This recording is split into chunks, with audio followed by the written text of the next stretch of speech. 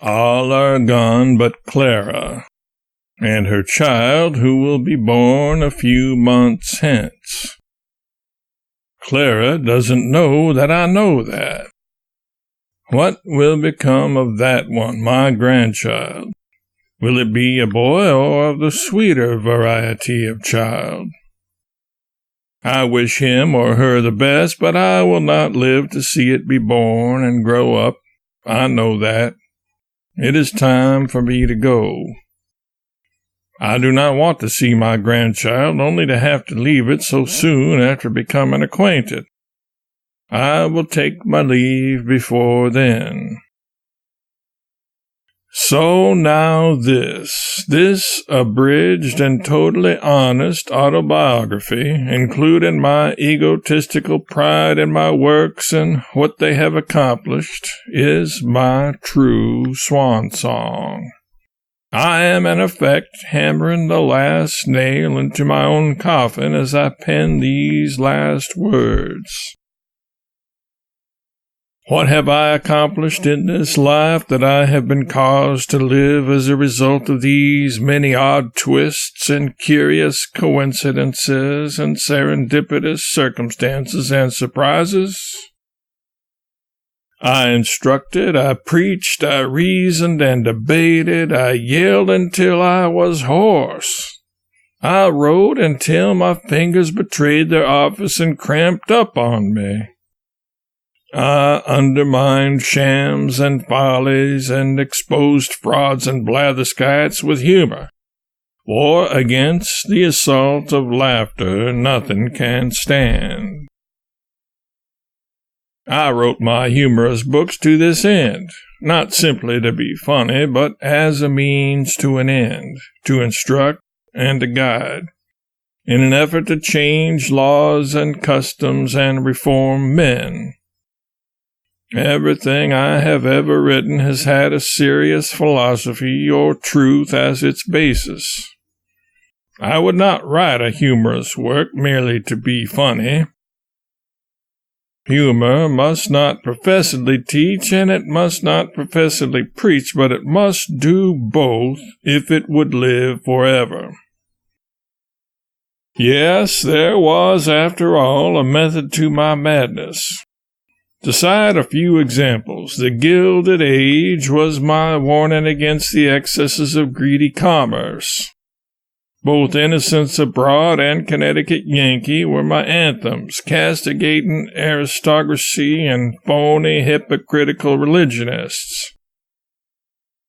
Even The Prince and the Pauper had an anti-aristocracy and royalty message back of it. Huck Finn was my plea to pacify the pathetic policies of the rampaging political machine.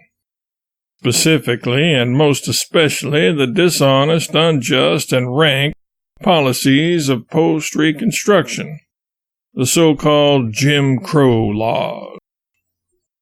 But perhaps I was too subtle. Not everybody understood the point behind those works or the allegories I injected, or perhaps buried, within them. In my final years I ended what subtlety existed in works of those kind and directly attacked evil where I saw it, with no attempt made to package those diatribes in humorous wrappers. Some of these essays have been printed already, others await my death, and Clara's, before they can be printed without harm to me or mine. If after these bitter assaults are published I lose my place in the public's heart, so be it.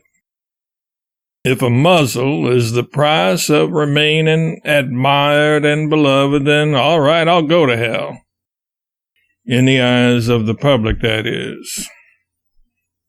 Still, I did what I could. I tried to reform the damned human race in its pathetic ways. I've been an artist in morals and ink and an apostle of truth. Was it all in vain? Mankind does not seem to have reformed or improved in any perceptible way. It is not worthwhile to try to keep history from repeating itself, for man's character will always make the prevention of the repetitions impossible. Man is a reasoning animal, such is the claim. I think it is open to dispute. When we remember that we are all mad, the mysteries disappear and life stands explained. Well, not all of us are mad. Sometimes I feel like the only sane person in a community of the mad. Many have examined man in every age of the world and have perceived that a civilization not proper matter for derision has always been and must always remain impossible to him. In religion and politics, people's beliefs and convictions are in almost every case gotten at second hand and without examination, from authorities who have not themselves examined the questions at issue, but have taken them at second hand from other non-examiners, whose opinions about them were not worth a brass farthing. We all do no end of feeling, and we mistake it for thinking, and out of it we get an aggregation which we consider a boon. Its name is public opinion. It is held in reverence. It settles everything. Some think it is the voice of God. Against all such superstitions I did what I could. Let it go. Late last year, I wrote the turning point of my life and published it a couple of months ago. I therein traced the various happenstances and random events and decisions and situations that made me who I was and made my life what it turned out to be. This, my last document, tells it over again on an expanded plan.